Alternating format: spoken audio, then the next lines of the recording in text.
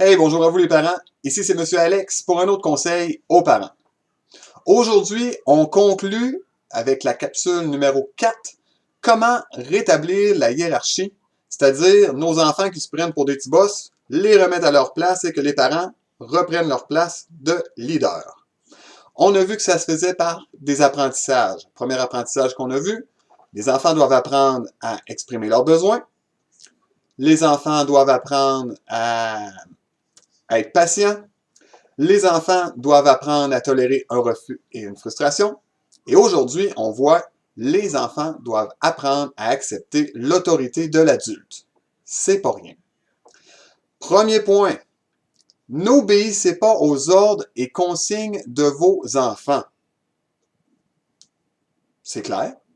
S'ils vous donnent un ordre, est-ce que vous répondez? Non! Zéro, rien! Surtout qu'on sait qu'ils sont capables d'exprimer leurs besoins.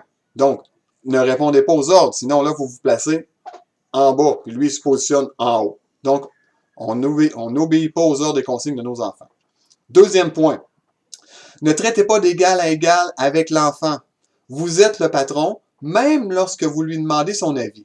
Et là-dessus, je vous mets en garde sur une chose. Ne tentez pas de négocier ou d'argumenter avec un enfant. Vous n'aurez jamais le dessus. Mais là, les parents me disent, « Ouais, mais Alex, je vais y expliquer, puis il va finir par comprendre. » Non! Non, il ne comprendra pas, parce que les enfants n'ont pas cette capacité-là. Ça va tard, là. Les enfants de 12, 13, 14 ans, encore, c'est difficile. Ils n'ont pas la capacité de se mettre à la place de l'autre. Donc, ils ont leur point de vue à eux, et il n'y a rien d'autre qui existe. Eux possèdent la vérité. Donc, gaspillez pas d'énergie, gaspillez pas de temps à essayer de leur faire dire le contraire. Vous ne gagnerez pas. Je le sais, j'ai essayé. Vous ne gagnerez pas. Arrêtez d'argumenter. Taisez-vous. Ça se termine là. OK? Donc, on n'argumente pas.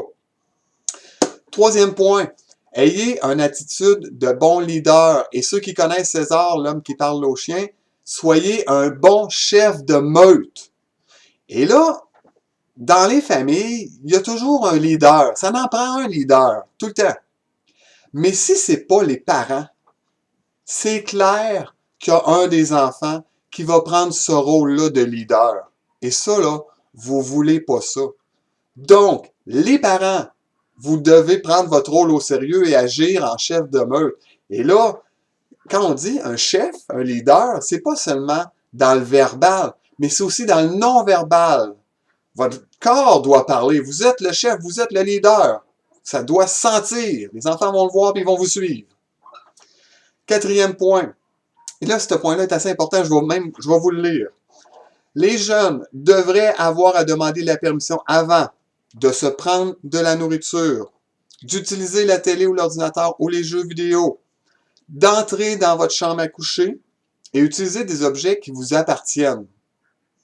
Hyper important ce bout-là, parce que là, si on a un jeune qui peut manger quand il veut, qui peut prendre la télé, l'ordinateur, les jeux vidéo quand il veut, entrer dans votre chambre à coucher quand il veut, puis prendre les objets qui vous appartiennent quand il veut, vous servez à quoi? Vous servez à rien. Vous devez d'avoir le contrôle là-dessus. Vous êtes l'autorité, vous devez contrôler ces choses-là. Bon, encore là, à 15-16 ans, c'est d'autres choses. Mais en bas de 12 ans, là, s'il a faim, il faut qu'il demande. S'il veut jouer aux jeux vidéo, il faut qu'il demande. Même chose pour utiliser des objets qui vous appartiennent, il doit le demander. Souvent, la réponse va être oui, mais par question de respect, il faut qu'il vous le demande. Avec un s'il vous plaît. Dernier point. Ayez des règles et des attentes claires et prévoyez des conséquences en cas de non-respect. C'est simple. Il y a des règles, sont connues, manque de respect, il doit y avoir une conséquence. Vous êtes l'autorité. C'est tout. C'est simple comme ça. Hey, je vous laisse là-dessus. Merci d'être là. Vous êtes de plus en plus nombreux à être abonnés à la page de Monsieur Alex. Je voudrais remercier encore une fois Mme Nancy Doyon, coach familial, qui m'a laissé la chance de prendre certains de ces outils pour que je vous les partage. Donc, je vous dis à la prochaine et surtout, amusez-vous.